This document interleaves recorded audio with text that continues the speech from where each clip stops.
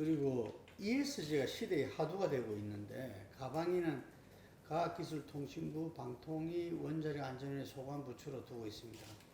그리고 또 개인적으로는 그 위원장께서 국회 ESG 포럼 예, 대표를 예, 맡고 계시더라고요. 그래서 지금 이제 ESG도 정책이 그 입법이 필요하다 이런 이야기들이 많거든요.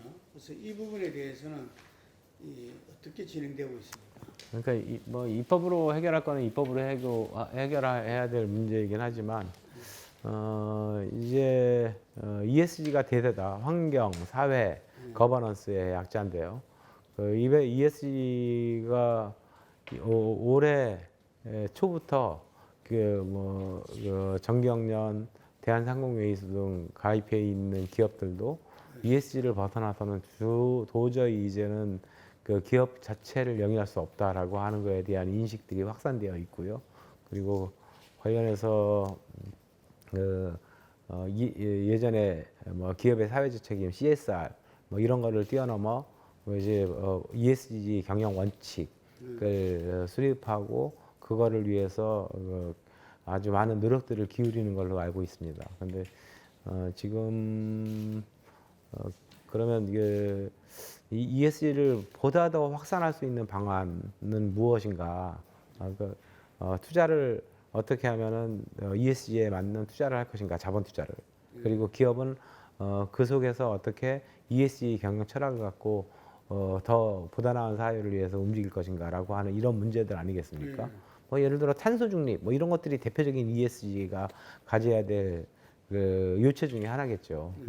근데 그것을 뭐 활성화를 위한 법 뭐 이런 것들도 고민해 볼 수는 있습니다만은 근데 법은요 제가 여태까지 국회의원 3선을 하면서 보니까 아무리 지능법이라고 해서 법을 만들어 놔도 결국 규제법이 됩니다.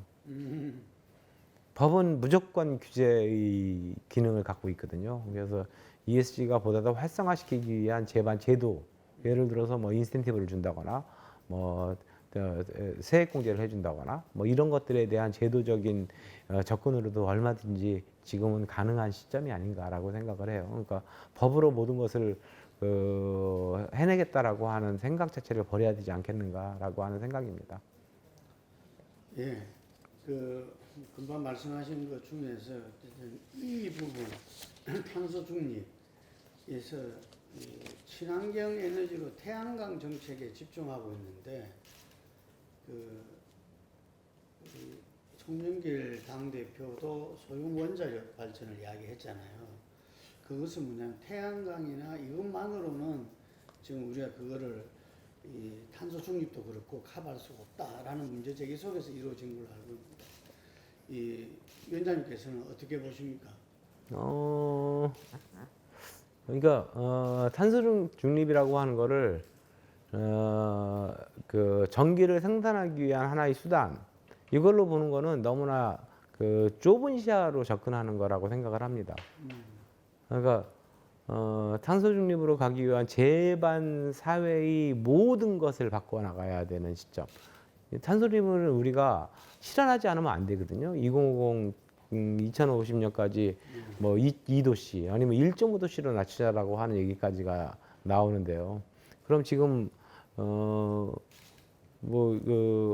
당장 우리가 쓰고 있는 가스 레인지 이거를 집에서 어떻게 없앨 것인가? 전기 레인지로 어떻게 바꿀 것인가?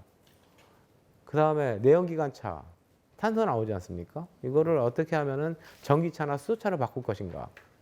그리고 탄소가 만들어지는 데 발생하는 데 있어 아주 큰 기여를 하고 있는 기업, 하여튼 부문을 담당하고 있는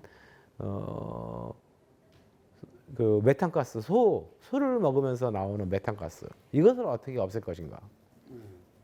그리고 시멘트를 만들면서 철강을 만들면서 나오는 탄소 이걸 어떻게 없앨 것인가? 이런 것들이 전부 탄소 중립과 관계되는 문제입니다. 그러니까 각 분야에서 해야 될 것은 차고 넘치고 있고요. 그 중에 하나가 전기 분야입니다. 그 중에 하나. 근데 태양광 발전이 오히려 환경을 훼손하고 이런 거 아니냐, 뭐 무분별하게 인허가를 해줘가지고 그런 거 아니냐 이런 문제 제기들이 좀 있었는데 실제 대부분은 이명박 정부 때만 인허가를 해준 겁니다. 그래서 문재인 정부 때는 그 경사도 각도도 줄이고요. 그래서 우리 이렇게 뭐 고속도로변이라든가 국도변에 타고 가다 보면은 어유 저렇게 산 높은데도 그 태양광 발전기를 달아놨네? 라고 하는 거는 대부분 이명박 정부 때 만든 거라고 보시면 됩니다.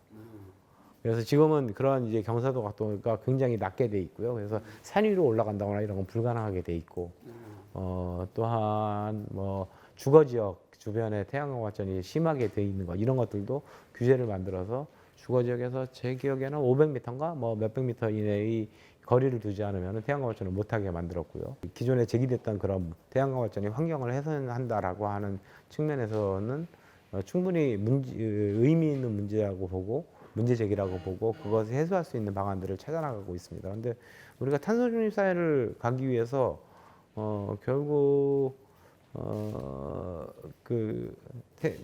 전력 아주 중요한 분야를 담당하고 있는 전력을 무엇으로 생산할 것인가라고 하는 거에 대해서는 방법이 없습니다. 태양광, 풍력, 한국은 지열도 없고요. 수소, 그린 수소, 이런 것들 이외에는 방법이 없는 거고 또 하나 남는 것이 있다면 이제 원자력이라고 하는 것이 있는데 원자력은 사실상 국민 수용성이 없는 거잖아요. 그러니까 국민 수용성만 있다라고 한다면 저는 원전도 충분히 만들어낼 수 있다라고 생각을 하는데 그래서 국민 수용성을 높일 수 있는 소형 원전 SMR이라도 한번 우리가 연구 개발이라도 해야 되지 않겠냐. 그 기술적으로 그것마저도 뒤질 수는 없지 않겠냐라고 해서 국회 SMR 포럼을 만들어 가지고 운영을 하고 있는 상황입니다. 한 10년 정도를 목표로 해서 연구 개발을 하고 실제 SMR이 외국 같은 경우는 이미 들어와 있죠. 미국이라든가 영국이라든가 원전 산업이 발전된 데들은 원전 항공모함 이게 원자력으로 운영되는 항공모함 이게 SMR이거든요. 그러니까 이제 그것이 항공모함용 SMR일 뿐이지만 이게 이제 어떻게 산업용 전기를 생산하고 가정용 전기를 생산하는데 SMR이 쓰일 수 있을 것인가라고 하는 게 아주 다양한 기술적 방안으로 해서 검토가 되고 있고 전 세계적으로 연구가 되고 있는데요. 한국은 원전 산업에 있어 가지고는 APR 1400이라고 하는 아주 우수한 원전을 개발하고 만든 또 수출까지 한 이런 경험들이 있기 때문에 SMR 산업에서도 뒤치지 않을 것이다 이렇게 생각됩니다.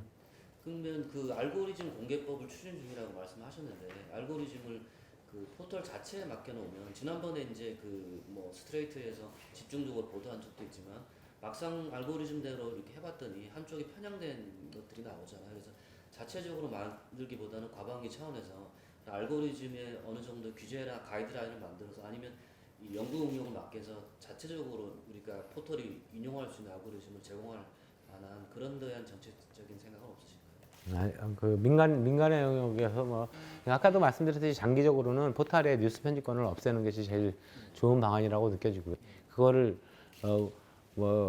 과기부에서 알고리즘을 만들어 가지고 나눠주고 이런 것들은 아닌 것 같습니다. 예. 그러니까 그거를 이제 외국의 공정한 기관에 삼자에 맡겨서 그러니까 언론 자체가 공기이기 때문에 포털이 그걸 알고리즘 그러니까 만들어진 알고리즘을 우리가 검증할 수 있으면 되는 거죠. 그것까지 만들어질 이유가 없죠.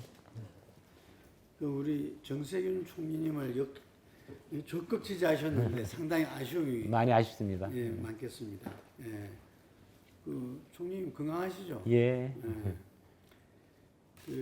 지금 우리가 분수령이 될 거라고 생각했는데 호남 경선이 끝났습니다. 이번 결과는 어떻게 보십니까?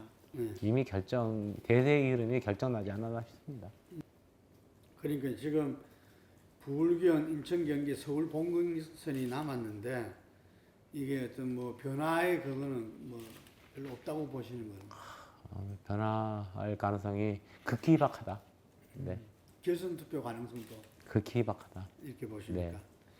근데 이제 지금 경선 한가운데 대장동 그 특혜 비리 의혹이 터졌습니다. 근데 이 부분 보니까 뭐 저 국힘 의원의 아들도 뭐 50억 퇴직금을 받았다 이래가지고 탈당도 하고 뭐 그랬더라고요. 이게 그 이 문제에 대해서는 어떻게 보십니까? 뭐 이제 그 원유철 의원, 네, 뭐 곽상도 의원의 아들, 네, 뭐 이런 부분들을 봤을 때 이거는 이재명 지사의 그 민관 개발에 따른 일부 특혜 의혹보다는 훨씬 더 큰 국민의힘의 게이트 아닌가 싶습니다. 50억을 받아간다는 게 말이 되나요? 그리고 또 최근에 보니까 오늘 기사에 보니까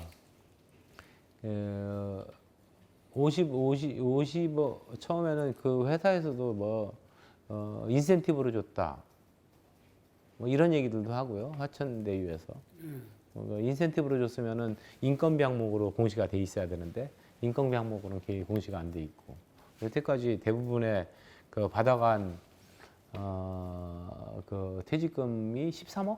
예, 정부가 그랬다. 전부 총액이 13억인데 1인 그 곽상도 의원의 아들은 50억. 뭐 이거 상식적으로 납득이 안 가죠. 이거 수사를 통해 가지고 철저히 밝혀져야 될 문제입니다. 근데 이 부분에 있어 가지고 그 이재명 후보는 본인 또 수사를 자청하고 있잖아요. 그래서 경찰하고 검찰은 이렇게 이 수사에 지금 시작됐잖아요. 네, 시작됐는데 국힘에서는 그것은 부족하다. 네. 그래서 국정조사 특검을 주장하고 있어요. 떳떳하다면은 네. 국정조사 특검을 받아라. 네. 그러면 이게 명확하게 해결되지 않겠냐. 예. 이렇게 주장하고 있는 그럼 어떻게 보십니까?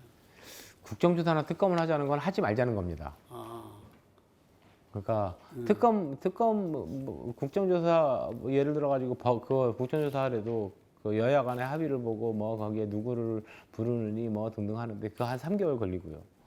특검도 만약에 합의하려면 아무리 빨라도 3개월 걸릴 텐데 특검 법이 통과돼야 되거든요. 네. 그러니까 3개월 동안 아무것도 하지 말고 그냥 지켜보고 있자 이 얘기거든요. 그러니까 말이 안 되는 거죠. 거기서 예를 들어서 박근혜 대통령 탄핵 사건 뭐 이런 경우에도 그때 이제 특검을 하고 뭐 등등을 했었는데요.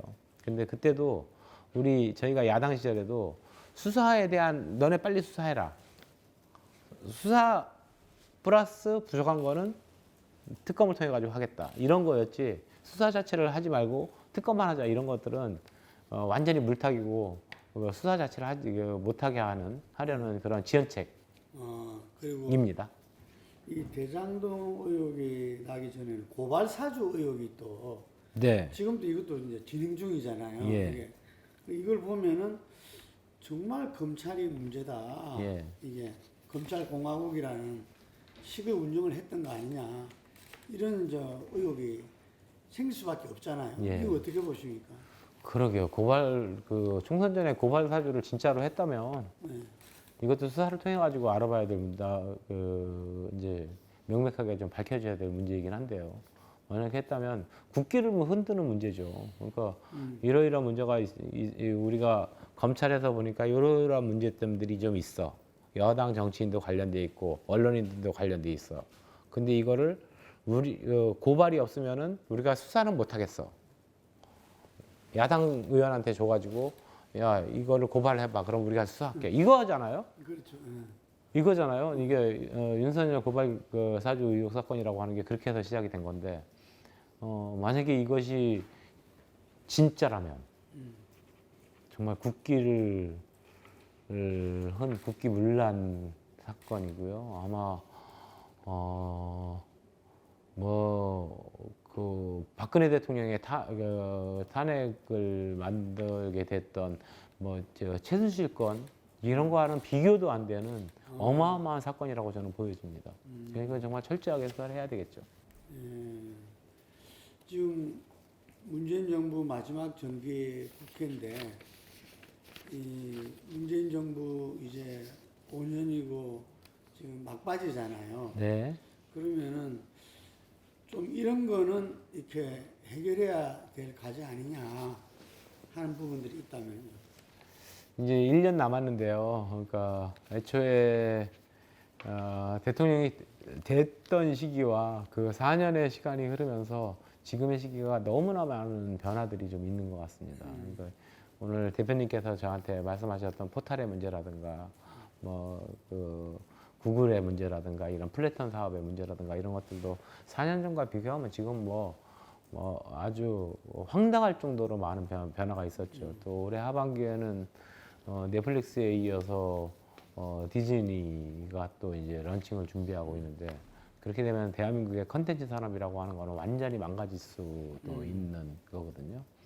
문재인 정부의 국정과제와 관련된 여러 가지 문제들이 있겠습니다만은 저는 이제 과방위 상임위원장으로서 그런 이제 컨텐츠 산업을 어떻게 살려낼 것인가 그리고 그 플래톤 기업의 공정한 시장 경제 질서를 어떻게 만들어낼 것인가 그리고 아까 SMR, 탄소 중립 등등을 탄소 중립으로 가기 위한 SMR 등 아니면 많은 태양광 발전 이런 데서의 기술적 발전을 어떻게 만들어 나갈 것인가 이런 것들이 문재인 정부가 해야 될 저희 상임위와 관련된 남은 일들이라고 생각하고 있습니다. 예, 그리고 지금 우리나라는 지금 대통령제잖아요. 대통령 중심제다 보니까 대통령 이 선거를 통해서 국가적 아젠다에 대해서 한번 걸러지고 모아지고 국민들한테도 공유되고 그렇죠. 그래 또 새롭게 출발하고 이런 거거든요. 네. 그랬을 때 우리 위원장님 생각했을 때 그 내년도 새 정부가 출범하게 되는데 이 흔히들 말해서 뭐 시대적 과제, 시대 정신 이렇게 표현하는데 이 차기 정부에서는 어떤 문제를 갖다가 가장 중점적으로 좀 풀 수 있는 정부 대통령이 돼야 된다고 보십니까? 차기 정부에서는 무엇보다도 국민 통합을 위해서 누가 되든지 간에 국민 통합을 위해서 훨씬 더 큰 역할을 해야 되지 않겠는가 싶고 국제적인 문제에 대해서는 나 몰라라 이래서는 안 된다고 생각을 하고요. 그러니까 뭐 아까 질의응답 과정에서도 좀 있었습니다만은 ESG 문제를 어떻게 보다 더 전 국가적 차원으로 확대하면서 세계의 ESG를 선도할 것인가. 이제 대한민국이 고민할 때가 됐다. 그것이 차기 정부가 그런 문제에 대해서 이제 본격적으로 좀 고민해 주십사. 조민해야 된다. 네. 이런 말씀드리겠습니다.